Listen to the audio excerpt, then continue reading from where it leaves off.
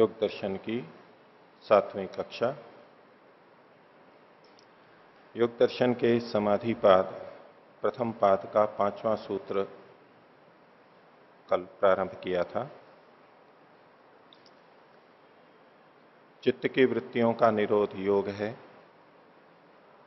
जब योग सिद्ध होता है तो दृष्टा की अपने स्वरूप में, परमात्मा के स्वरूप में स्थिति हो जाती है, और जब योग की स्थिति नहीं होती है, भिन्न स्थितियों में वृत्ति सारूप्यता रहती है।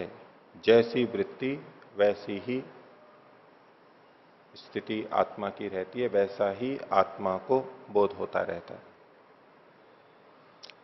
वृत्तियां बहुत प्रकार की हैं, लेकिन फिर भी रोकने योग्य हैं। और वृत्तियों को 5 भागों में 5 प्रकार से, वृत्तियां 5 प्रकार की हो सकती हैं, भिन्न भिन्न लक्षणों के आधार पर एक वर्गीकरण किया गया। और वो 5 वृत्तियां क्लिष्ट और अक्लिष्ट 2 प्रकार से और देखी जा सकती हैं। जितनी भी वृत्तियां हैं उनको 5 रूप से बांट सकते हैं। जितनी भी वृत्तियां हैं उनको 2 भागों में भी बांट सकते हैं, क्लिष्ट और अक्लिष्ट रूप में। 2 तरह से वर्गीकरण, और इसको मिश्रण कर देंगे तो वृत्तियां 5 प्रकार की होती हैं। उन 5 को क्लिष्ट और अक्लिष्ट इस 2 रूप में भाग बांट देंगे। दूसरे ढंग से वृत्तियां क्लिष्ट और अक्लिष्ट 2 प्रकार की होती हैं। क्लिष्ट को भी 5 रूप में बांट देंगे और अक्लिष्ट को भी 5 रूप में बांट देंगे। ऐसे भी देखा जा सकता है। मूल बात वही है, एक तरह से 5 और एक तरह से 2। तो वृत्तयः पंचतयः क्लिष्टः अक्लिष्टः, यहां तक हमने देखा था। व्यास भाष्य में जो वर्णन किया गया है उसको आज देखेंगे। पिछले पाठ के बारे में किन्हीं को कुछ पूछना है तो पूछ सकते हैं। कुछ आचार्य जी, निरुद्ध अवस्था में जब चित्त में बाह्य विषयों का प्रवेश बंद हो जाता है और आत्मा परमात्मा को जान रहा, प्रत्यक्ष कर रहा होता है, तो उस समय उसके जो संस्कार बनेंगे उनका आश्रय क्या होगा? जब आत्मा परमात्मा का साक्षात्कार कर रहा है, ये निरुद्ध अवस्था में होगा। चित्त में कोई वृत्ति नहीं है, तो इनका प्रश्न है कि उस समय के संस्कार कहां बनेंगे।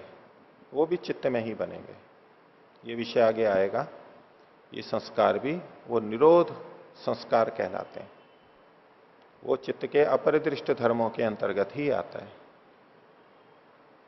तो वो भी आएगा। और पहले पाठ के अंत में व्युत्थान संस्कार, फिर समाधिजन्य संस्कार और फिर निरोध संस्कार, ये भी आएगा। और सभी संस्कारों का आधार चित्त ही है, मन ही है। तो उस समय भी मन पर संस्कार तो पड़ते हैं, लेकिन मन में वृत्ति नहीं होती है। वृत्ति का तो मना किया है, चित्त वृत्ति निरोध हो चुका है, एक भी वृत्ति नहीं है। ये तो शब्द प्रमाण से ही हमें चलना होता है कि वृत्ति तो नहीं है, लेकिन संस्कार फिर भी पड़ेगा। उस स्थिति का अनुभव तो बनेगा, क्योंकि मन चित्त अभी निरुद्ध अवस्था में है। एक विशेष स्थिति है, ये भी एक उसकी भूमि है, चित्त की एक भूमि है, ये एक समाधि है। तो उसका संस्कार, उस स्थिति का संस्कार भी चित्त के ऊपर पड़ेगा। या आत्मा पर भी कभी किसी प्रकार के संस्कार बनते हैं, पड़ते हैं? ऐसा कुछ जगह कहा जा सकता है। न्याय दर्शन में उसी ढंग से वर्णन किया जाता है। वहां सारे ही संस्कार आत्मा पे माने जाते हैं। लेकिन योग दर्शन में, सांख्य दर्शन में, जो समान शास्त्र हैं, इसमें आत्मा पे कोई संस्कार नहीं माना जाता। मन के ऊपर, चित्त पे ही सारे संस्कार माने जाते हैं। ठीक है। और कोई बोलो। ओम। आचार्य जी, जब मूढ़ अवस्था में होता है, जब मूढ़ अवस्था में होते हैं, हाँ, तो अधर्म अज्ञान आदि होता है। तो उस अवस्था में जब निद्रा में हो तो अज्ञान कैसे होगा? मतलब अज्ञान तो निद्रा अवस्था में रहता ही है, क्योंकि ज्ञान की स्थिति नहीं रहती है। अज्ञान का मतलब 2 तरह से लेते हैं, एक तो विपरीत ज्ञान और एक ज्ञान का अभाव। ये दोनों अर्थ हो सकते हैं। तो निद्रावस्था में ज्ञान का अभाव होता है। बाह्य चीजों का जैसे हम जानते हैं, ज्ञानेंद्रियों से, मन से जो विचार करते हैं, वो सब वहां नहीं होता है।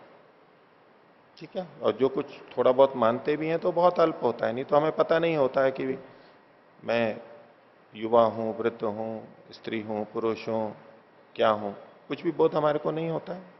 इस रूप में आप अज्ञान कह सकते हैं, लेकिन उसको इसके साथ में आप सीधे सीधे मत जोड़िए। निद्रावस्था में तमोगुण की अधिकता होती है, इसलिए स्थिरता होती है, इसलिए ज्ञान का अभाव होता है। नहीं, सत्वगुण दबा हुआ है, रजोगुण भी दबा हुआ है, इसलिए ज्ञान और क्रिया वहां नहीं हो रहे होते हैं बाहर के। वो तो सबको होगा, वो योगी को भी होगा, सभी सोते हैं, सभी को निद्रा आती है। लेकिन यहां जो सारी चर्चा थी, ये एक सामान्य उसके पूरे दिन के व्यवहार और सबको लेते हुए है कि ये मूढ़ अवस्था का व्यक्ति है, अज्ञान वाला, विपरीत ज्ञान वाला है। ये जागते हुए में मुख्य रूप से घटेगा और उसी के आधार पर यह संज्ञा हो रही है कि इसका चित्त किस भूमि में है। अब ऐसे जानने की दृष्टि से तो जो मूढ़ अवस्था वाला है वो भी कुछ ना कुछ कभी कभी जानता है, बहुत कुछ जानता है वो भी, और योगी भी बहुत सारी अवस्थाओं में निद्रा तंद्रा आदि में जाता है। तो इन थोड़े थोड़े अंशों के आधार पर हम ये वर्गीकरण नहीं कर सकते। ये तो मुख्य रूप से प्राय करके ऐसा देखा जाता है। चित्त की यह स्थिति है, आंतरिक स्थिति। अभी जो आप बाहर देख रहे हो कि भाई निद्रा में है, जगता हुआ है, ये बाहर की स्थिति है। अंदर सत्वरज स्तंभ की स्थिति क्या बनी हुई है, उसके आधार पर इसकी मुख्यता है, उसके आधार पर यह वर्गीकरण निर्धारण किया गया है। ठीक है, और पीछे से बोलिए।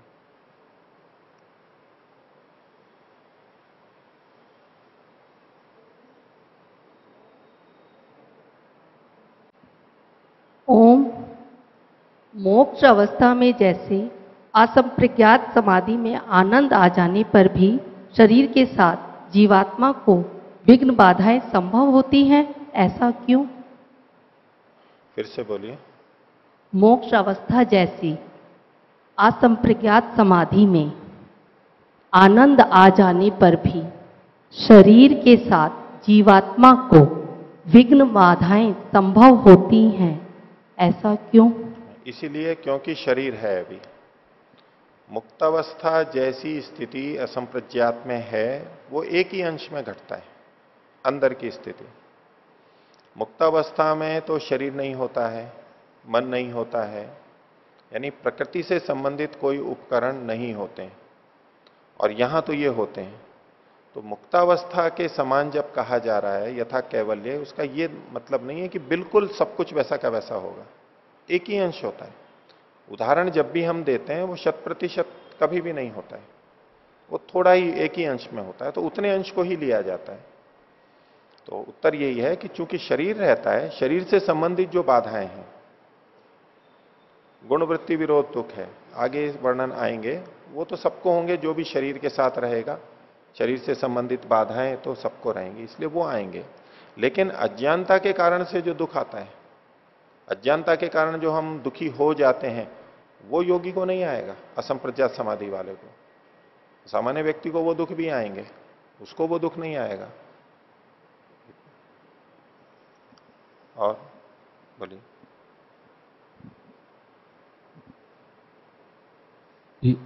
चौथे सूत्र के भाष्य में जो अनादि संबंध वाला जो प्रसंग था,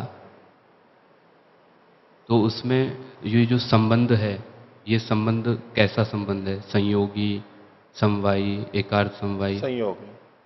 संयोगी, संयोग संबंध है जी। सन्निधि मात्र है, सन्निहित है, बस संयोग मात्र है जी। आत्म मनस है संयोग विशेषात, वो संयोग सामान्य संयोग ही लेंगे जी। अब जी, अगर ये जो संयोग है, अगर हम इसको निर्निमित्तक मानेंगे, अगर इसको हम मतलब बिना निमित्त के मानेंगे, बिना कारण के मानेंगे, एक अंश में जिस अंश को आपने रखा था, तो फिर कौन से अंश में अकारण मानेंगे? जो आपने कल प्रस्तुत किया था कि एक तो यह है कि हम अपनी इच्छा पूर्वक मन को लगाते हैं, दूसरा जो कर्माशयवशात जैसे ढेले का गिरना, वो जो परिस्थिति है, उसके अतिरिक्त जो परिस्थिति होती है, उसमें आपने बताया था कि जैसे बालक है, उस बालक के अंदर जो क्रियाएं होती हैं। इसमें संक्षेप से सीधी जो बात पूछी गई है उसको बोल सकते थे आप, ये नहीं है, वो नहीं है, ऐसा नहीं। जिसमें आत्मा का ज्ञान पूर्वक प्रयत्न नहीं है, इच्छा नहीं है, वहां भी ये होता है। जी। जिसमें कि सन्निधि मात्र को कहा गया है। हाँ बोलिए। तो जी ये निर्निमित्तक जो है ये संयोग, जी अभी तक तो यही पढ़ा है न्याय दर्शन में भी कि कभी भी संयोग होता है तो उसके पीछे कोई निमित्त अवश्य होता है। उस निमित्त का मना थोड़ा ना किया गया है, उस निमित्त का मना थोड़ा ना किया गया। कर्माशय का निमित्त हो सकता है, उसका मना नहीं कर रहे। परमात्मा ने ये संयोग बना के दिया है, उसका भी मना नहीं कर रहे। जितने अंश में बात रखी जाती है उतने को पकड़ना चाहिए और वो ही केवल कहा जा रहा है, पूरा नहीं कहा जा रहा है। ये किसने कह दिया कि भाई कोई भी निमित्त नहीं है, ये तात्पर्य कहां से ले लिया? इतना ही तो कहा है कि आत्मा और मन का जो सन्निकर्ष होता है और वहां जो उसमें क्रिया होती है वो हमारे प्रयत्न से, इच्छा से तभी वो करता है, बिना इसके भी करता है। इतने को ही अनिमित्त के रूप में देखेंगे। अब उपादान निमित्त रहेगा ही यहां पर, समवायी कारण है मन का, वो भी रहेगा।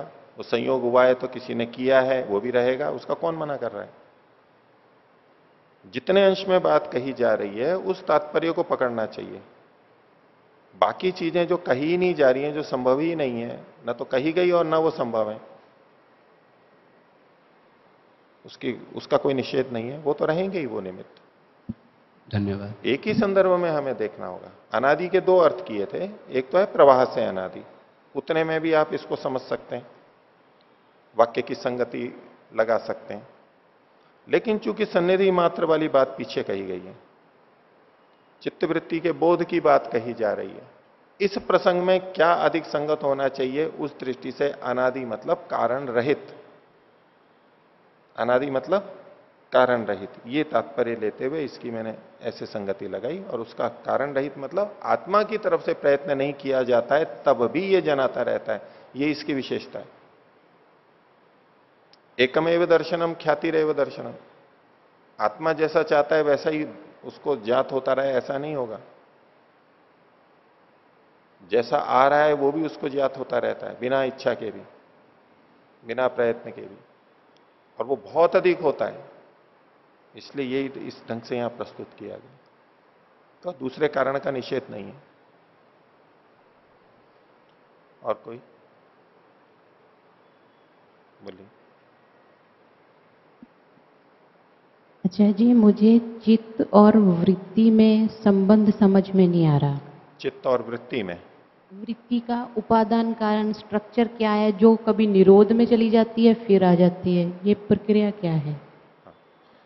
चित्त और वृत्ति का संबंध ये है, आधार आधेय संबंध है इनमें।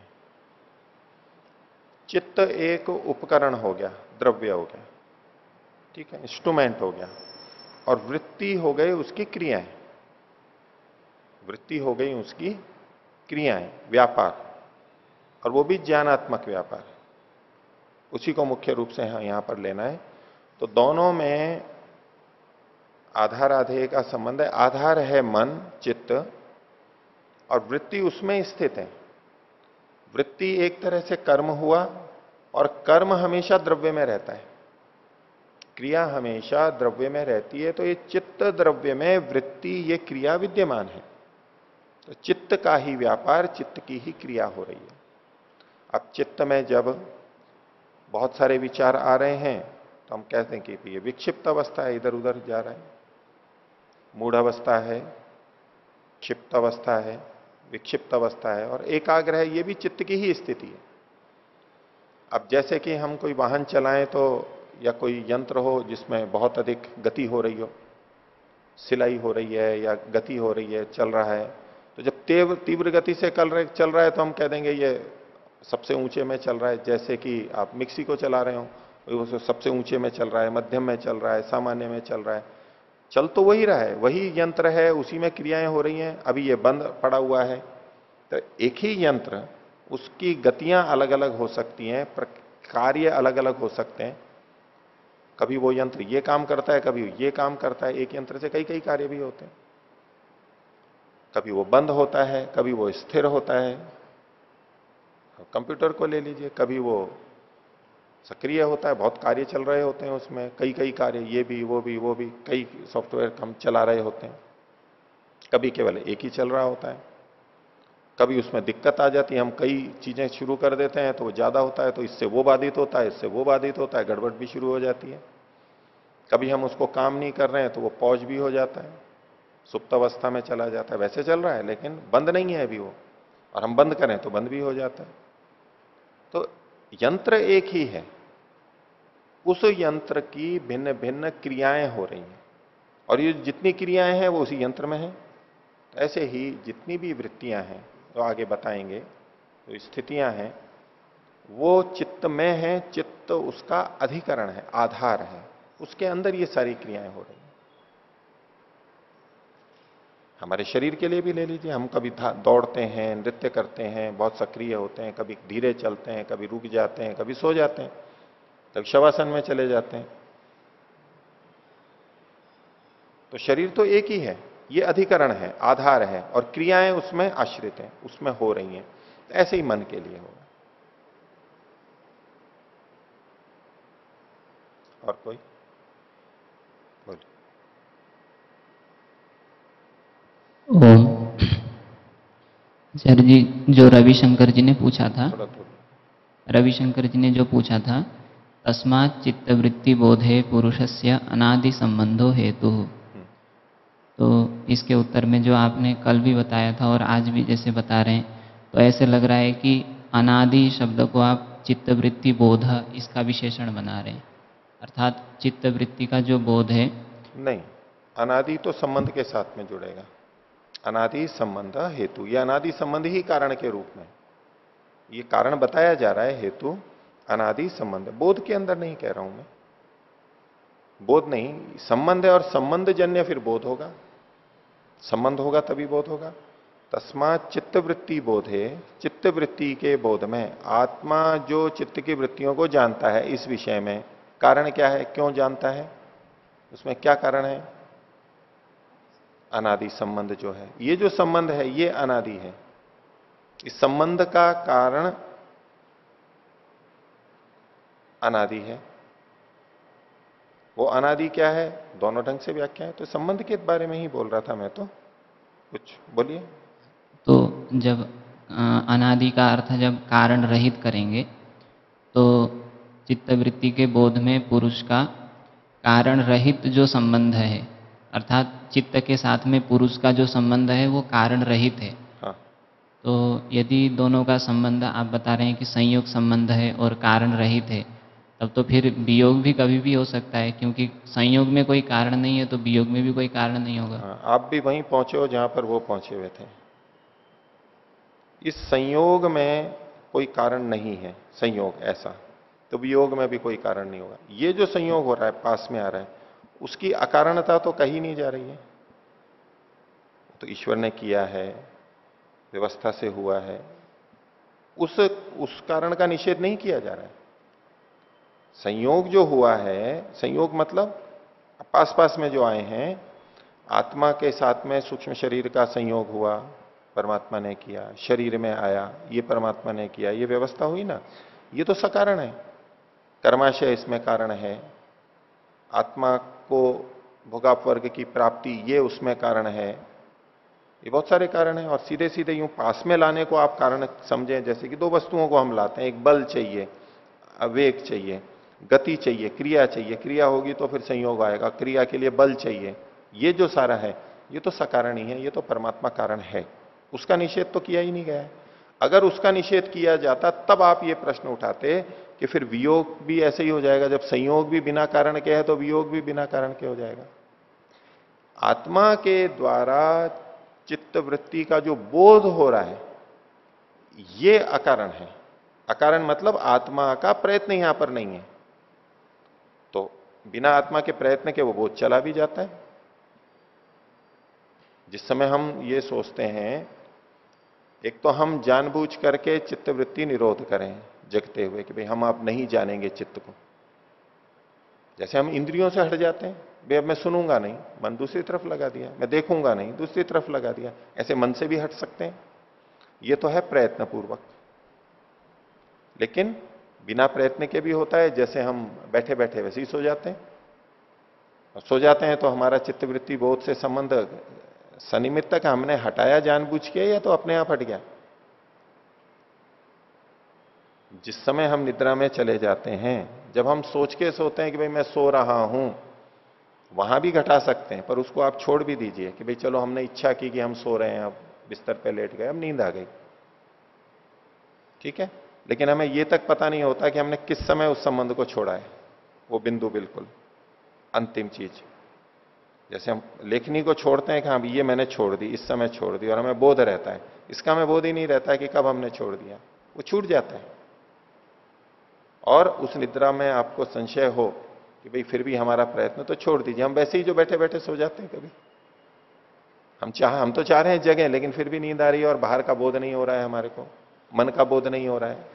ये कैसे हो जाएगा, कैसे हो जाता है ये भी बिना कारण के होता है। तो जैसे बिना कारण के संपर्क होता है, ऐसे बिना कारण के हट भी जाता है। संपर्क मतलब चित्तवृत्ति का बोध, यहां दोनों जगह घट जाएगा। बिना कारण के भी होता है। बिना कारण का मतलब है आत्मा के इच्छा प्रयत्न के बिना भी इसका बोध होता है, और बोध का नाश भी आत्मा की इच्छा प्रयत्न के बिना भी वो समाप्त हो जाते हैं। शरीर की स्थितियां ऐसी होती हैं, मन की स्थितियां ऐसी होती हैं, हट जाएगा वो उधर से। हम वहां लगाना चाहते हैं लेकिन वहां से हट जाएगा, दूसरी तरफ चला जाएगा, कोई दूसरा आलंबन आ गया। हम पढ़ना चाह रहे हैं और उधर पीछे से मान लो कीड़ा काट रहा है, बिच्छू ने काट लिया है, हट जाएगा वहां से, यहां से हट जाएगा। हम तो यहीं चाह रहे थे, दूसरी तरफ चला जाएगा। रात दिन होता ही है हमारे साथ में। तो जिस तरह से अकारण बोध है, ऐसे अकारण हटना भी है। वो तो दोनों जगह लगेगा, लेकिन जो आप स्थूल रूप से संयोग कह रहे हो, पास पास में आना, निकट आना, वो तो सकारण ही है, तो हटना भी सकारण ही होगा। इसमें जी अभी जो आपने बताया, इसमें भी हिंदी में जैसे वाक्य बोल रहे हैं कि जो चित्तवृत्ति का बोध है वह तो अकारण है, ऐसा बोलते हैं, विशेष नहीं हो रहा है। बोध इसलिए कि क्योंकि बोध जब होगा जब संबंध होगा, ठीक है। क्योंकि हमें कोई भी ज्ञान होता है उसके लिए संयोग, इंद्रियार्थ सन्निकर्ष तो होना चाहिए, ठीक है। इंद्रिय का अर्थ का सन्निकर्ष होना चाहिए, ऐसे आत्मा का और मन का भी सन्निकर्ष होना चाहिए। अब आत्मा तो जैसा जैसा है वो पास जैसा भी है उसके साथ में है, लेकिन ये जो ज्ञान होता है वो एक संबंध विशेष से होता है। यूं पास पास में है लेकिन फिर भी ज्ञान नहीं हो रहा है। तो अब जो कौन सा ज्ञान हो रहा है, ये हमारी इच्छा प्रयत्न के बिना भी हो रहा है। तो कथन तो ज्ञान पे ही आएगा, क्योंकि संबंध हो रहा है नहीं हो रहा है इसका तो हमें पता ही नहीं, हम बोल ही नहीं सकते। हम कह सकते हैं कि ये संबंध हो गया और ये संबंध नहीं है। संबंध को बताने के लिए हमें ज्ञान पे ही जाना पड़ेगा। जैसे कि बिजली के तार जुड़े हैं या नहीं जुड़े हैं, बिजली आ रही है या नहीं आ रही है, इसका हमें वैसे पता नहीं लगेगा। अंदर से कहीं तार कट गया है, हमें पता नहीं लगेगा, लेकिन बिजली यहां प्रकट हो रही है नहीं हो रही, इससे हम उसको अभिव्यक्त करेंगे कि कहीं ढीला तार है, और अभी हम देख नहीं रहे कि अंदर कहां ढीलापन है, बंद है। बिजली आई तो हम अनुमान लगा लेते हैं कि यहां जुड़ गया है, फिर बिजली चली गई हम कहेंगे कि हट गया है, ढीला है यहां पर। तो सीधे ना देखते हुए भी हमें पता किससे लगेगा, प्रकाश से ही। तो ऐसा ही यहां पर है, उस संबंध को हम सीधे देख और हटाने का तो बात कर ही नहीं सकते, पता ही नहीं लगता है। तो उसकी अभिव्यक्ति, उसका अनुमान हमें ज्ञान से ही होता है, बोध से ही होता है। इसलिए कथन में तो वही आएगा, लेकिन मूल बात पंक्ति में जो कही जा रही है वो संबंध के लिए ही कही जा रही है। संबंध अनादि है, जो सन्निधि है वो अनादि है। और बिना कारण वाला अगर नहीं समझ में आ रहा है, या ऐसा लग रहा है कि नहीं ये तो संगत नहीं लग रहा है, उसको छोड़ दीजिए। आप उतने से संतुष्ट हैं तो वो कर लीजिए, प्रवाह से अनादि है। ये जो संयोग है, जो स्थूल संयोग की बात कर रहे हैं, मिलना है, वो प्रवाह से अनादि है, बस ठीक है, उतने से चला लीजिए काम। धन्यवाद। हो गया, आगे चलें।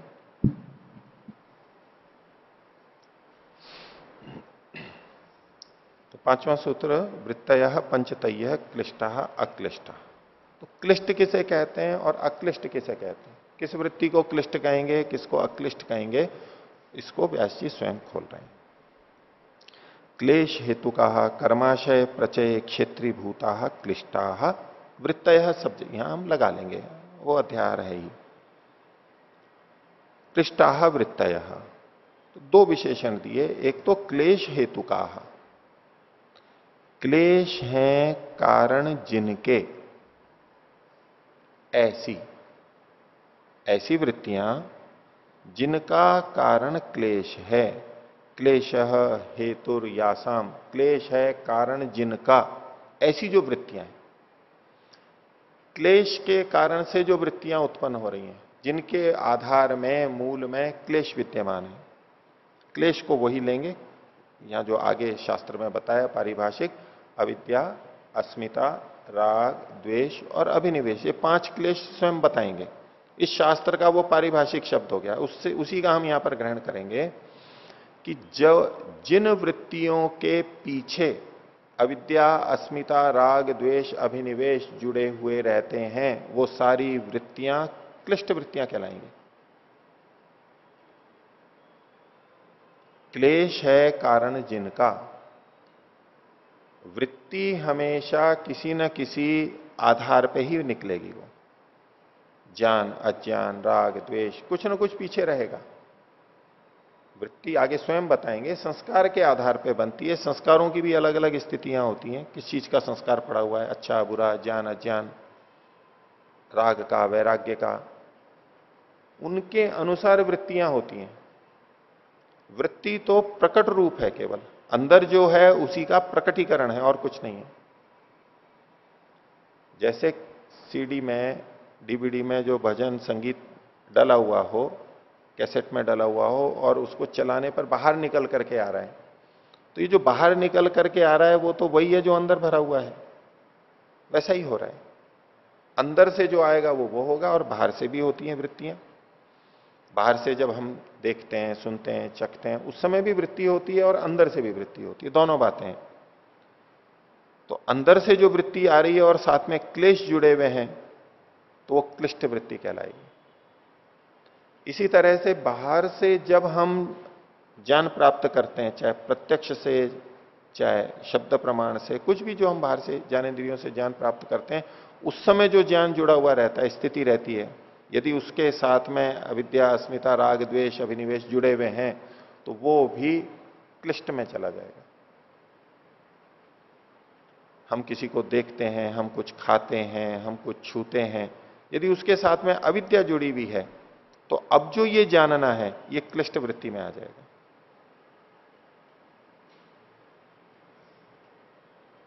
और अगर अज्ञान नहीं है, शुद्ध ज्ञान है वहां पर, तो वही देखना, सुनना, खाना, पीना अक्लिष्ट के रूप में कहा जाएगा। तो जिस वृत्ति के मूल में, आधार रूप में क्लेश विद्यमान रहता है, वो क्लिष्ट वृत्ति कहलाती है। तो क्लेश हेतु का पहला लक्षण दिया उसने, क्लेश अवश्य होगा उसमें। अब उस क्लेश से युक्त होकर जो वृत्ति है, उसमें चाहे वो खूब प्रसन्न हो रहा हो, चाहे बहुत दुखी हो रहा हो, कुछ भी हो रहा हो, उससे कोई लेना देना नहीं है। अगर आधार में क्लेश है तो वो क्लिष्ट वृत्ति है। अविद्या में रहते हुए कितने लोग खुश रहते ही हैं, आनंदित रहते हैं, ये सब क्लिष्ट वृत्ति ही कहलाएंगे। दुखी होना, सुखी होना इसका लक्षण नहीं है, यहां भी बताया भी नहीं गया। वो व्यभिचार को प्राप्त होगा, बहुत अव्यवस्था देगा, वो तात्पर्य ही नहीं है यहां पर। तो अविद्या आदि क्लेश जहां मूल में रहेंगे अंदर, वहां वहां वो वृत्ति क्लिष्ट वृत्ति कहलाएगी। एक बात। दूसरा कहा कर्माशय प्रचय क्षेत्री भूता, कर्माशय के प्रचय में, संचय में, इकट्ठा होने में ये क्षेत्र के रूप में काम करती है, क्षेत्रीभूत होती है, आधार का काम करती है। अर्थात जब क्लिष्ट वृत्तियां होंगी, तब जो कर्म किए जाएंगे उनसे कर्माशय बनने लगेगा। कर्माशय जिसको हम भाग्य के रूप में बोलते हैं। जब जब हम कर्म करते हैं, कर्म करते हुए यदि वृत्ति क्लिष्ट है, तो वो कर्म कर्माशय में चला जाएगा, नहीं तो कर्माशय में नहीं जाएगा। वो कर्माशय जिसका फल हम बंधन के रूप में शरीर में, भिन्न भिन्न शरीरों में भोगते रहते हैं, परमात्मा की ईश्वरीय व्यवस्था से। कर्माशय के अनुसार जो फल भोगते हैं, वो जो कर्माशय है, प्रारब्ध बनता है, संचित है, वो सारा का सारा कब होता है? यदि क्लिष्ट वृत्तियां हैं। तो कर्माशय प्रचय क्षेत्रीय भूता, वो वृत्तियां जिनसे कर्माशय बनता है वो क्लिष्ट वृत्तियां कहलाएंगी। क्योंकि कर्माशय बनेगा तो उसका फल भोगने के लिए फिर बंधन में ही आना होगा, हमारे शरीरों को धारण करना होगा, बंधन दुख का कारण है। तो वृत्तियां हमारे बंधन में कारण बन जाती हैं, कर्माशय का संचय होगा। ये पाप और पुण्य दोनों पे लगेगा। पाप में तो लगेगा ही, उसमें तो कोई दो राय नहीं है। जिनको हम पुण्य कर्म कहते हैं, शुभ कर्म कहते हैं, परोपकार आदि कर्म कहते हैं, उन पर भी ये लगेगा। क्योंकि पुण्य कर्मों का फल भी हमें बंधन के रूप में मिलेगा, बंधन रहेगा तभी उसका सुख फल भोग सकते हैं, शरीर के साथ बंधे हुए रहेंगे, वो भी क्लिष्ट वृत्तियों में ही आएंगे। उस समय में जो हमारी वृत्ति रहती है, सकामता रहती है, ये सकामता अविद्या है, सकामता है यानी क्लेश साथ में जुड़े हुए हैं। हम उस पुण्य कर्म से यश चाहते हैं, यश से सुख चाहते हैं, सुंदर शरीर चाहते हैं, धन संपत्ति चाहते हैं इत्यादि, यानी सांसारिक सुखों की प्रवृत्ति वहां मूल में है। और हमारा भाव वहां यह बना रहता है कि सांसारिक सुखों से ही मैं कृतकृत्य हो जाऊंगा। यह अविद्या वहां विद्यमान है, यह क्लेश वहां पर विद्यमान है।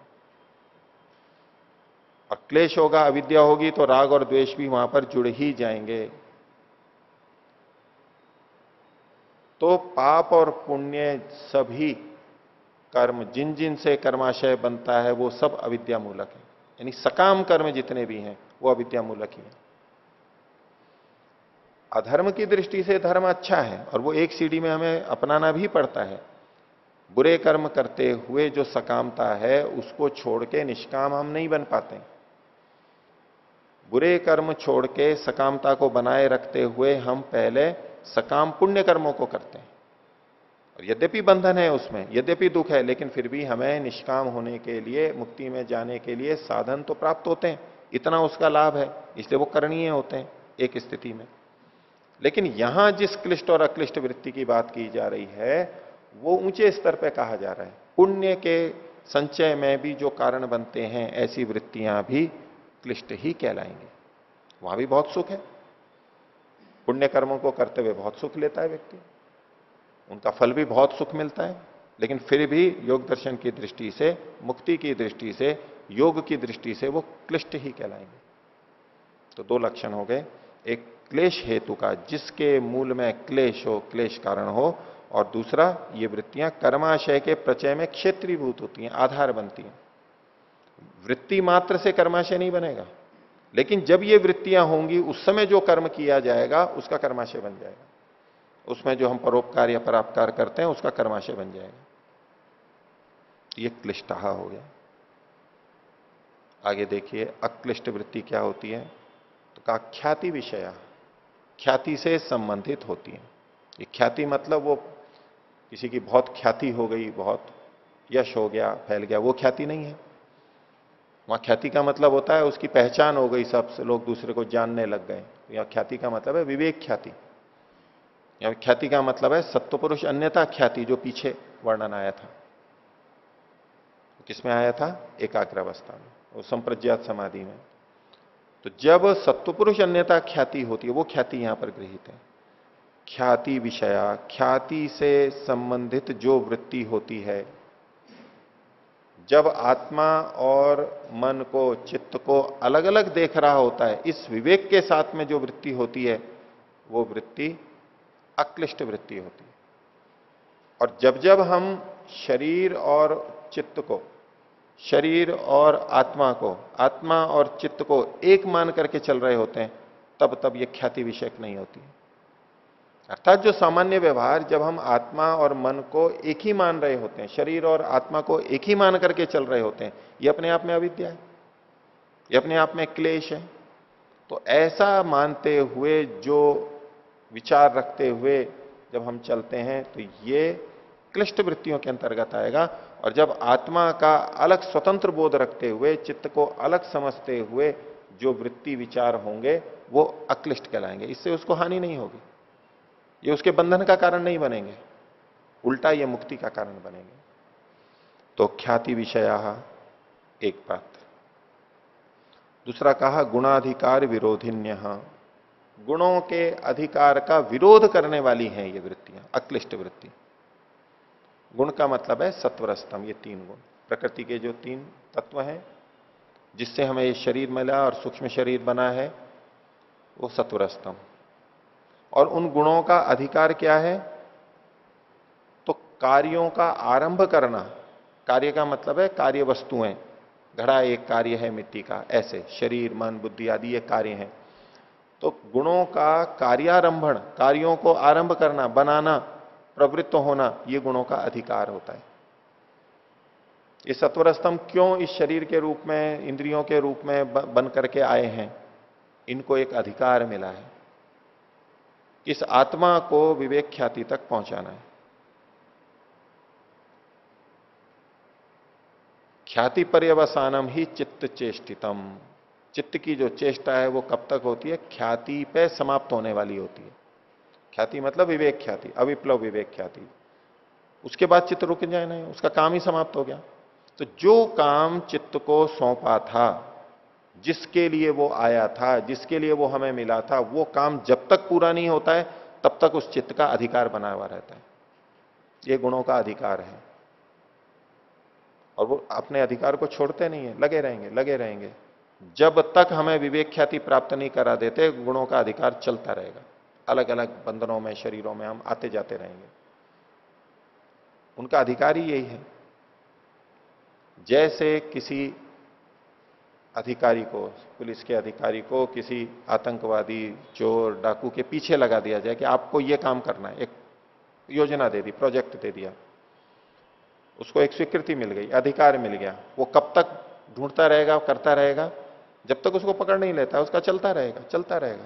एक दिन, चाहे 100 दिन है, चाहे 10 साल है, चलता रहेगा वो कार्य।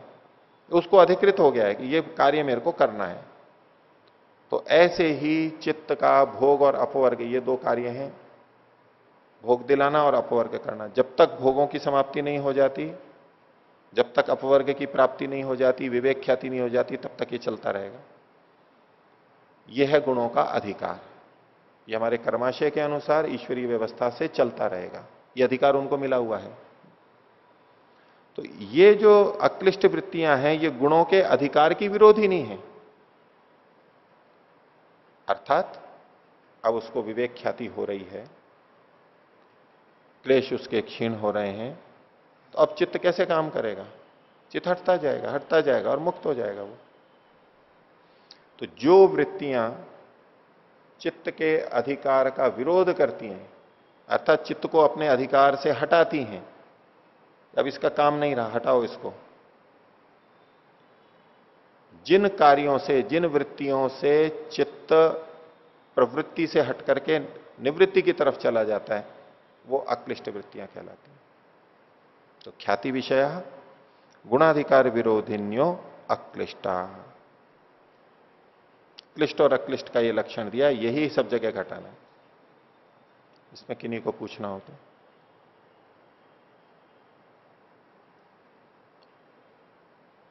और कोई? आगे चलिए। अब इन्हीं क्लिष्ट और अक्लिष्ट के बारे में कुछ और सूचना दी जा रही है। कह रहे हैं क्लिष्ट प्रवाह पतिता अपि अक्लिष्टा। वृत्तियों का ही संबंध है। क्लिष्ट के प्रवाह में पड़ी हुई, यानी क्लिष्ट वृत्तियों के प्रवाह में पड़ी हुई, क्लिष्ट प्रवाह पतिता अपि अक्लिष्टा। जो अक्लिष्ट वृत्ति है वो अक्लिष्ट ही रहेगी। क्लिष्ट का प्रवाह चल रहा है, प्रवाह का मतलब है जैसे नदी का प्रवाह चल रहा है, बहुत वेग से चल रहा है, वेग से बहुत तैर है। क्लिष्ट वृत्तियां ही चलती जा रही हैं, चलती जा रही हैं, चलती जा रही हैं, उनका प्रवाह है। लेकिन उसमें भी यदि कोई अक्लिष्ट वृत्ति है तो वो अक्लिष्ट ही रहेगी, वो क्लिष्ट नहीं बन जाएगी। अक्लिष्ट में अक्लिष्ट है तब तो हम सोचते ही हैं कि ठीक है अक्लिष्ट रहेगी, लेकिन क्लिष्ट का प्रवाह चल रहा हो उसमें भी अगर वो गिर गई तो वो अक्लिष्ट तो अक्लिष्ट ही रहेगी, वो क्लिष्ट नहीं बनेगी, यानी उससे प्रभावित नहीं होगी। ये बात कही जा रही है। जैसे पानी बह रहा हो और उसमें हम लकड़ी का एक टुकड़ा डाल दें तो बोले पानी के प्रवाह में गिरा हुआ लकड़ी का टुकड़ा ही रहेगा, प्रभावित नहीं होगा।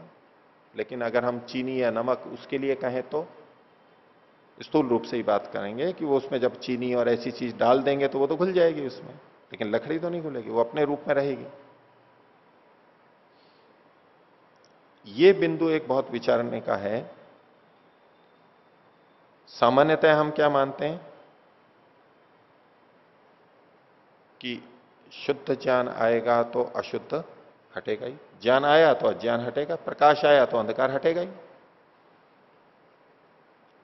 तो जिस समय में अक्लिष्ट वृत्ति आई है तो क्लिष्ट वृत्ति हटेगी, और क्लिष्ट है तो उसमें अक्लिष्ट नहीं रह सकती, एक दूसरे को समाप्त कर देंगे। लेकिन यहां ऐसा नहीं कहा जा रहा है। अभी अगले और कुछ वचन देखते हैं, वो भी इसी से संबंधित है। तो क्लिष्ट प्रवाह पतिता अपि अक्लिष्ट, अक्लिष्ट वृत्ति क्लिष्ट के प्रवाह में डल गई है, चल रही है, तो भी वो अक्लिष्ट ही रहती है। और क्लिष्ट छिद्रेशु अपि अक्लिष्टा भवंती, क्लिष्ट वृत्तियों के छिद्र में, जब क्लिष्ट वृत्तियां चल रही हो तो उसमें छिद्र का मतलब है न्यूनता, कमी। क्लिष्ट वृत्तियां एक बहुत वेग से चल रही हो, उदार मतलब बहुत प्रकट हुई भी हैं। अभी उन क्लिष्ट वृत्तियों में जब न्यूनता आई, ये उसका छिद्र कहलाएगा, कमजोरी आई, तो उस समय अक्लिष्ट आ सकती है। जहां जहां क्लिष्ट में न्यूनता आएगी, कमजोर होगी, तो वहां अक्लिष्ट भी निकल के आ जाएगी। जैसे ऊपर आकाश के अंदर ओजोन परत मानते हैं, वो पतली हो जाती है, उसमें छेद हो जाता है, तो सूर्य की हानिकारक किरणें नीचे पृथ्वी तक आ जाती हैं, रोग आदि हो जाते हैं हमारे को। उसका छिद्र हो गया तो वो दूसरी चीज निकल करके आ जाएगी, और अगर छिद्र नहीं हुआ है तो वो उसको रोक के रखेगी, आने नहीं देगी। तो जिस समय में क्लिष्ट का प्रवाह चल रहा है, या क्लिष्ट का छिद्र नहीं है, कमजोरी नहीं है, वो अपनी मोटाई से चल रही है, क्लिष्ट वृत्तियां मजबूत हैं, तो अब अक्लिष्ट नहीं घुसेगी। लेकिन जहां क्लिष्ट में न्यूनता आई, कमजोरी हुई, तो अक्लिष्ट भी आ जाएगी उसके अंदर, बीच बीच में होती रहेंगी। इसलिए जो बहुत बुरे व्यक्ति होते हैं, बहुत भोगी व्यक्ति होते हैं, उनमें भी बीच बीच में वैराग्य की बात, मुक्ति की बात, या तो भोगों से विरत होने की बात, ऐसी कुछ अच्छी बातें बीच बीच में आती रहेंगी। वो कब होगी? यदि उसमें छिद्र होगा, न्यूनता होगी। छिद्र नहीं है तो नहीं आएगी। जैसे साइकिल के टायर होते हैं, अंदर ट्यूब होती है। अब टायर में अगर कहीं छेद हो जाए तो ट्यूब का दाब जो है वो अंदर से वहां बाहर निकल जाएगा। किसमें छिद्र होगा तो, कमजोर होगा तो अंदर वाला बाहर निकल के अपना मुंह दिखा देगा, सिर दिखा देगा, बाहर निकल के आ जाएगा, यानी प्रकट होने लगेगा। तो क्लिष्ट के छिद्र में भी अक्लिष्ट होती हैं। तो ये ना समझ ले कि अक्लिष्ट का प्रवाह चल रहा है तो बस अक्लिष्ट ही, क्लिष्ट का प्रवाह चल रहा है तो क्लिष्ट ही चलता रहेगा, ऐसा नहीं। बीच बीच में अक्लिष्ट भी हो सकती हैं, और क्लिष्ट कमजोर हो गई हैं तो अक्लिष्ट नहीं उभरेंगी, ऐसा नहीं। अक्लिष्ट कमजोर होंगी तो अक्लिष्ट उभर ही जाएंगी। अब इसके विपरीत भी करके बता रहे हैं। अक्लिष्ट छिद्रेशु क्लिष्टायति, और अक्लिष्ट वृत्तियों में जहां कमजोरी आई तो क्लिष्ट वृत्तियां उभर करके आ जाएंगी। इसको दूसरे ढंग से भी कह सकते हैं, जो पहली वाली बात थी, क्लिष्ट प्रवाह पतिता अपि अक्लिष्टा, तो अक्लिष्ट प्रवाह पतिता अपि क्लिष्टा।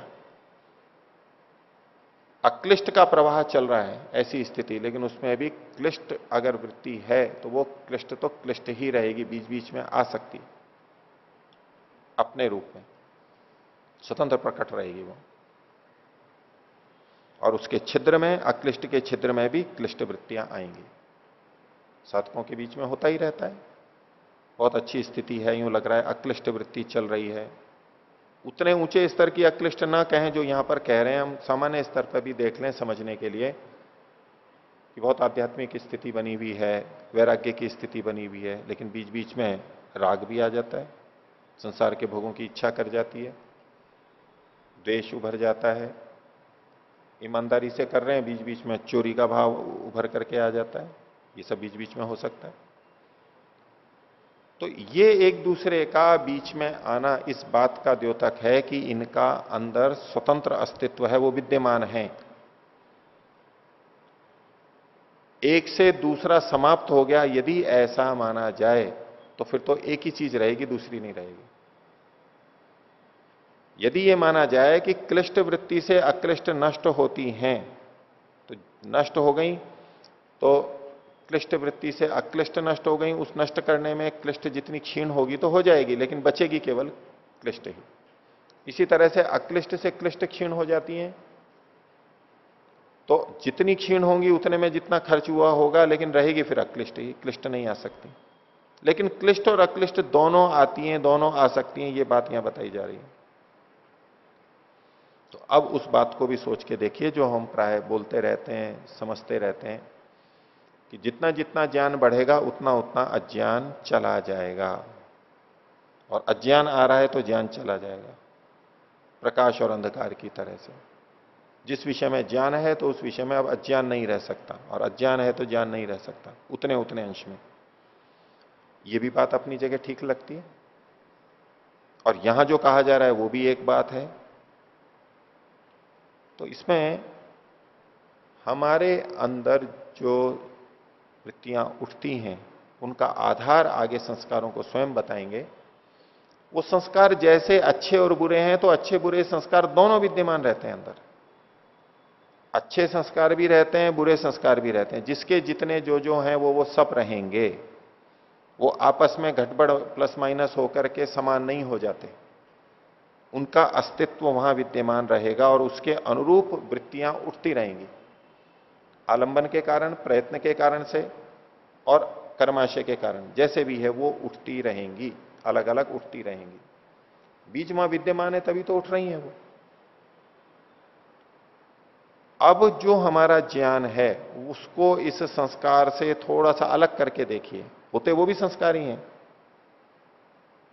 हमारे अंदर दो तरह की सूचनाएं हैं, अच्छी बुरी दोनों तरह की। अच्छी सूचना आई, उससे बुरी सूचना हटती है, वो अपनी जगह पे ठीक है वो बात, लेकिन फिर भी दोनों हैं अभी हमारे में। और जो अच्छी सूचना थी वो यदि किसी कारण से सुप्त हो रही है तो वो जो बुरी सूचना थी वो उभर जाएगी। वो ऐसे समाप्त नहीं हो जाती कि बिल्कुल हटी गई है, वो विद्यमान रहते हैं। इस संस्कार के रूप में दोनों विद्यमान रहते हैं और वृत्ति के रूप में वो प्रकट होते रहेंगे। जैसी वृत्ति उठी है उसके पक्ष में या विपक्ष में जो ज्ञान है वो साथ में आएगा। यदि पहले मिथ्या ज्ञान था और हमने प्रयास करके शुद्ध ज्ञान अपनाया है, ले लिया है, तो अब जो वो क्लिष्ट वृत्ति उभरेगी तो वो अधिक नहीं उभर पाएगी, क्योंकि जितना अज्ञान था पहले वो अगर रहता तो इस क्लिष्ट वृत्ति के उभरने पर बहुत बल मिल जाता उसको। वो अज्ञानता बहुत ज्यादा थी तो वो बहुत ज्यादा उभर जाती, लेकिन हमने ज्ञान को भी प्राप्त किया, अज्ञान को कम किया, तो वो क्लिष्ट वृत्ति उठ तो रही है, लेकिन जो पीछे का वेग है ज्ञान का, अज्ञान का, उसमें परिवर्तन आने से वो वैसी नहीं उठेगी, लेकिन उठेगी तो सही। तो क्लिष्ट और अक्लिष्ट वृत्तियों को स्वतंत्र रूप से यहां पर कहा गया। एक में दूसरी रह सकती है, एक की छिद्रता में, न्यूनता में दूसरी आ सकती है, आपस में घुल मिल करके सामान्य न्यूट्रल नहीं हो जाती हैं वो, अब केवल एक ही बचेगी दूसरी रहेगी ही नहीं, दोनों रहती हैं और ये हम सब अनुभव करते ही हैं। तो इनका अस्तित्व स्वतंत्र अंदर विद्यमान है। आगे देखिए, यथा जातीय का संस्कार वृत्ति भी रेव क्रियंते। जिस प्रकार के संस्कार वृत्तियों के द्वारा किए जाते हैं यानी बनाए जाते हैं, यह इस बात का संकेत है कि वृत्ति से संस्कार बनते हैं। जैसी जैसी वृत्ति होगी वैसे वैसे संस्कार बनेंगे। ये वृत्ति बाह्य आलंबन से है, जिस जगह हम खड़े हैं, जो देख रहे हैं, जो सुन रहे हैं, जैसा हमारा इंद्रियों से सन्निकर्ष हो रहा है वैसी वृत्ति मन में आई और वैसा वैसा संस्कार भी पड़ेगा। तो जैसी वृत्ति वैसा संस्कार। तो यथा जातीय का संस्कार वृत्ति भी क्रियंते। जिस प्रकार के संस्कार वृत्तियों के द्वारा बनाए जाते हैं, तो जिस प्रकार की वृत्तियों से जैसे संस्कार बनते हैं, आप कह रहे हैं आगे संस्कारैश्च वृत्तय इति, तो उसी प्रकार के संस्कार से वैसी ही वृत्तियां फिर उठ करके आएंगी। यथा जातीय कहा संस्कारा वृत्ति भी रेव क्रियंते संस्कारैश्च वृत्तय इति, तो यहां यथा जातीय का यथा, ये सब हम यथा, ये सब के साथ में जुड़ता हुआ जाएगा। जिस प्रकार के संस्कार वृत्तियों से बनते हैं उस प्रकार के संस्कार से वैसी ही वृत्तियां फिर उठ करके आती हैं। तो संस्कारैश्च वृत्तय इति, तो इस प्रकार एवं वृत्ति संस्कार चक्रम अनिशम आवर्तते, वृत्ति और संस्कार का जो चक्र है वो लगातार चलता रहता है, बिना रुके चलता रहता है। शुरुआत कहां से होगी? वृत्ति से होगी। वृत्ति से संस्कार बना, अब संस्कार से फिर वृत्ति बनेगी, और संस्कार से जो वृत्ति बनी है उस वृत्ति से फिर संस्कार पड़ेगा, वो संस्कार और प्रबल हो सकता है, और फिर वो वृत्ति संस्कार का चक्र पहिया घूमता रहता है, वृत्ति से संस्कार, संस्कार से वृत्ति, और नई नई वृत्तियां जुड़ती रहती हैं, नए नए संस्कार भी आते रहते हैं, और वो आपस में एक दूसरे का चक्र को चलाते रहते हैं। वृत्ति हुई है तो संस्कार बनेगा, संस्कार है तो फिर उसकी वृत्ति आएगी, ये इसका चक्र चलता रहता है। तो वृत्ति और संस्कार के कारण एक दूसरे होते हैं, ये परस्पर एक दूसरे के कारण हैं, लेकिन मूल कारण वृत्ति है। जैसा जैसा हम प्रारंभ में जानते हैं उसके अनुसार संस्कार बनेगा, वो संचित होता जाएगा, फिर नए नई वृत्तियां, नए नए संस्कार भी होते रहेंगे, और संस्कारों से भी वृत्तियां आती रहेंगी। अब जो वृत्तियां उठेंगी बाद में वो नई भी हो सकती हैं और संस्कारों के कारण भी हो सकती हैं। और चाहे नए कारण से नई वृत्ति उठ रही हो, चाहे पिछले संस्कारों से वृत्ति उठ रही हो, उन हर समय जब जब वृत्ति उठ रही है तब तब संस्कार बनते ही रहेंगे, अच्छे बुरे, क्लिष्ट अक्लिष्ट, कैसे भी हो, दोनों होते रहेंगे। तो एवं वृत्ति संस्कार चक्रम अनिशम आवर्तते तदेवं भूतम चित्तम, तो इस प्रकार का जो चित्त है, कैसा चित्त? जिसमें वृत्ति संस्कार चक्र अनिशम लगातार चल रहा है, ऐसा जो चित्त है। और एवं भूतम चित्तम, इसको दूसरी व्याख्या भी करते हैं कि जिस समय में निरोध अवस्था आती है उसको भी ले सकते हैं, नहीं तो ये वृत्ति संस्कार चक्र वाला प्रसंग में लिखा हुआ है, तथा भूतम चित्तम अवसिताधिकारम, ये चित्त जब अपने अधिकार से रहित हो जाता है, शांत हो जाता है, समाप्त हो जाता है, जब इसमें उसका अधिकार नहीं रहता है, ऐसा जब वो चित्त हो जाता है, यानी भोग और अपवर्ग को नहीं देने वाला होता है, क्योंकि वो पूर्ति हो गई है उसकी, तब यही चित्त आत्मकल्पेन व्यवतिष्ठते, या तो आत्मा जैसी स्थिति में आ जाता है, जैसा आत्मा है वैसा ही हो जाता है। अभी सामान्यतः क्या होता है, जैसी वृत्ति है, जैसा चित्त है, वैसी आत्मा है। चित्त वृत्ति से अविशिष्ट आत्मा की ज्ञानात्मक वृत्ति होती है।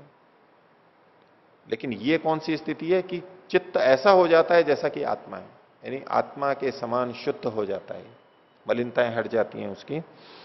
तो आत्मकल्पेन व्यवतिष्ठते, आत्मा जैसा हो जाता है, एक व्याख्या यह है। और एक आत्मकल्प का मतलब वो अपने स्वरूप में हो जाता है, जैसा वो स्वयं है वैसा हो जाता है, यानी प्रख्यारूपम ही चित्त सत्वम वाला, कि वो सात्विक स्थिति में चला जाता है।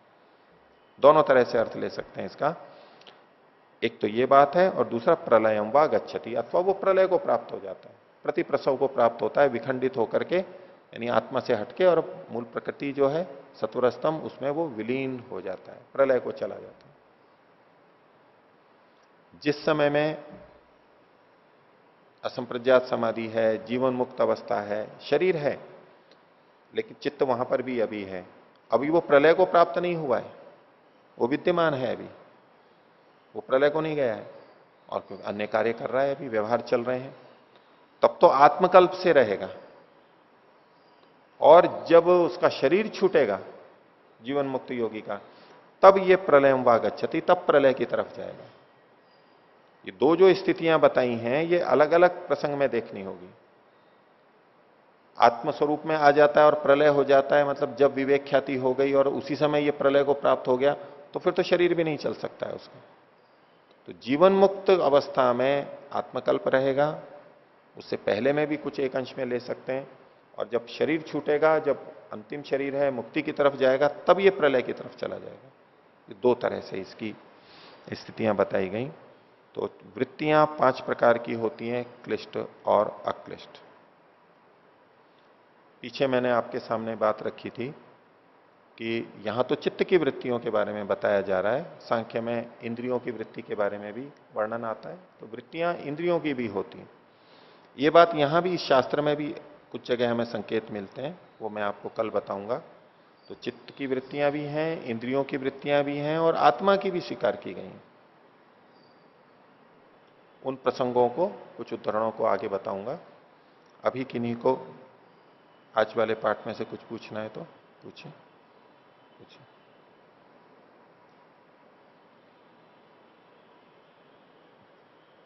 हमारे संस्कारों के आधार पर वृत्ति बनती है, तो यहाँ पे जो नई वृत्ति बनती है, ये कैसे निर्धारित करेंगे कि इसका कोई संस्कार नहीं था? हमारी वृत्तियां संस्कारों के अनुसार बनती हैं, ये सदा नहीं होता है। सदा संस्कारों के अनुसार वृत्तियां बनती हैं ऐसा नहीं कथन है। संस्कारों के अनुसार भी वृत्तियां बनती हैं, बहुत बनती हैं। नए संस्कार का मतलब है कि आप मान लीजिए पहली बार यहां ऋषि उद्यान आए, आपने प्रवेश किया, अंदर देखा कैसे भवन है, उद्यान है इत्यादि। अब इससे संबंधित, इस स्थान से संबंधित जो संस्कार थे वो आपके पहले नहीं थे, पहले नहीं थे। आपने पहली बार देखा, तो जो देखने के रूप के संस्कार हैं, ये पहली बार वृत्ति बनी और पहली बार ही संस्कार बने। अब वो संस्कार बन गए। अब आप यहां से बाहर भी कहीं जाएंगे और आपसे कोई पूछे तो आप ऐसे बता दोगे कि हाँ यहाँ ये चीज है, यहाँ ये चीज है, इसका ये रंग है, इसका ये है, इतने कमरे हैं। ये आप कैसे बता पाएंगे, या कोई भी कैसे बता पाता है? संस्कार थे पहले से, उन संस्कारों से वृत्ति हम उठा लेते हैं, जिसको स्मृति वृत्ति कहते हैं, हम याद कर लेते हैं। लेकिन पहली बार जब आपको यह ज्ञान हुआ, वो वृत्ति पहली बार थी, वो वृत्ति संस्कार के कारण से नहीं बनी थी। इस रूप में जब जब हम किसी चीज को पहली बार जानते हैं, उस समय जो वृत्ति बनती है वो नई वृत्ति होती है। अब उसके संस्कार पढ़ते चले जाएंगे और फिर जुड़ता जाएगा। हाँ, आपके पास पिछले संस्कार हो सकते हैं कि ऋषि उद्यान के बारे में आपने कुछ सुन रखा है, आप देखते भी जा रहे हैं और वो भी आपके आते जा रहे हैं। लेकिन जब आपने पहले कभी सुना था तो वो भी पहली बार बने थे, वृत्ति बनी थी, अब साथ में जुड़ गई। आप ऋषि उद्यान के अंदर घुसे और उसके साथ साथ आपने अन्य भी संस्थाएं देखी हैं, और जगह रहे हैं, अपने घर पे रहे हैं, अपने राज्यों को देखा है, तो अच्छा राजस्थान ऐसा है, यहाँ ऐसा है, इसका संबंध आप दूसरों से लगाने लग जाएंगे। यहाँ की सड़क ऐसी है, यहाँ के पेड़ पौधे ऐसे हैं, इसका भवन ऐसा है। जो आपने पहले जान रखा था वो भी जुड़ता जाएगा, लेकिन जो यहां जान रहे हैं ये तो नया ही है। इस नई वृत्ति के साथ में पिछले संस्कार भी आते जाएंगे और उसके अनुसार, अपने अपने ज्ञान के अनुसार आप उसमें राग या द्वेष जोड़ते चले जाएंगे। कोई भी जोड़ लेता है हित अहित का, अच्छा यहां ऐसा है तो बहुत अच्छा है, यहां ये नहीं है तो यानी इससे दुख होगा, कष्ट होगा। ये सारा का सारा चिंतन परोक्ष रूप से चलता रहता है, वो पिछले संस्कारों के कारण से चलता रहता है। लेकिन उन पिछली बातों को हटा करके ये जो नया ज्ञान हो रहा है हमें, ये पहली बार हो रहा है, उससे संबंधित पहली वृत्ति उठ रही है, तो ये नई वृत्ति कहलाएगी, ये संस्कार के कारण से नहीं है। तो हमें पता लग जाता है कि ये जो वृत्ति है ये पहली बार हो रही है, आलम्बन से हो रही है, और ये संस्कारों के कारण से हो रही है। ये भेद हमें पता लग जाता है। ठीक है, तो अभी आज इतना ही रखते हैं, बाकी प्रश्न कल देखेंगे।